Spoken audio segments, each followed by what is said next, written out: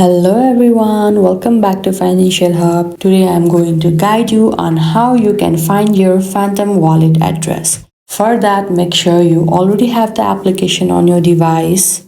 Now at this home page, at the top, you can see the option receive. You can simply tap over there. Select one of the token you would like to receive wallet address for. Soon after you tap on the wallet, you will be able to copy the wallet address. You can now go ahead and share the wallet address you would like to receive funds from. You can also go ahead and tap on the QR code icon and let anyone scan the QR code so that you can receive tokens and collectibles.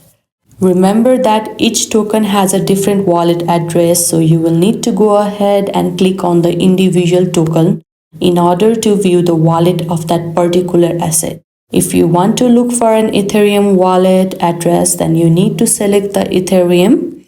Likewise, if you need the Polygon wallet address, then you need to click on the Polygon. Likewise, if you want the Bitcoin wallet address, then you need to select Bitcoin. And this is how easily you can get your Phantom wallet address. I hope this video helped. Don't forget to like this video and subscribe our channel Financial Hub. Thank you.